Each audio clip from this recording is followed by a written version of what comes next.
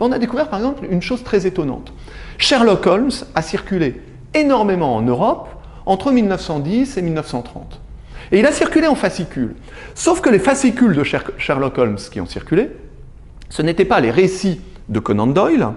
c'était des faux Sherlock Holmes écrits par des auteurs allemands. Donc on peut dire que le véritable Sherlock Holmes qui a circulé dans toute l'Europe, c'est peut-être pas le Sherlock Holmes anglais, mais un Sherlock Holmes allemand, qui va d'ailleurs donner en France le personnage de Harry Dixon, qui est très connu en France, et qui est finalement une sorte de figure européenne qui se transforme dans tous les pays, qui plagie un Sherlock Holmes anglais, qui devient un Sherlock Holmes allemand et qui circule dans les pays européens, et qui en France, réécrit par l'écrivain très connu belge Jean Rey, va devenir Harry Dixon, le Sherlock Holmes américain, donc un Américain.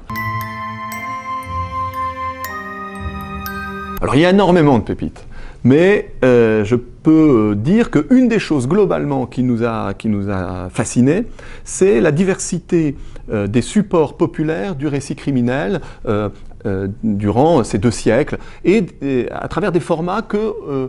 on n'a jamais rencontrés ou que les gens méconnaissent aujourd'hui alors qu'ils étaient extrêmement courants. Cette petite collection vraiment microscopique de romans policiers espagnols vendus à Una Peseta et qui, pour moi, est un des exemples de ces formats populaires.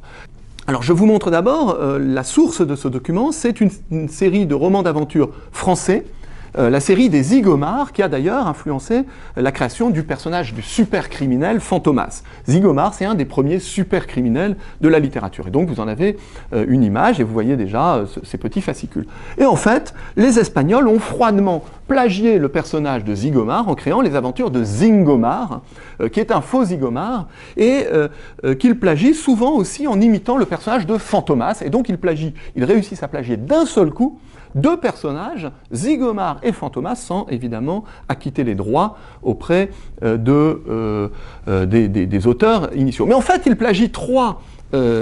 séries, puisque vous voyez que cette couverture de Zygomar plagie également la couverture d'une autre série, Miss Boston, qui est une série française. Et puis ce roman, qui raconte l'assassinat du plus célèbre détective, commence par un autre événement qu'on pourrait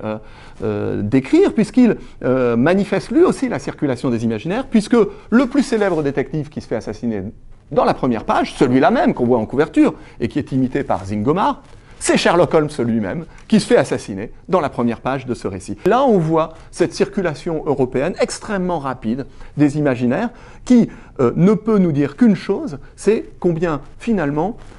notre manière en Europe de rêver, d'imaginer, a été construite par cette circulation médiatique, par cette circulation des formes, des stéréotypes, et en particulier par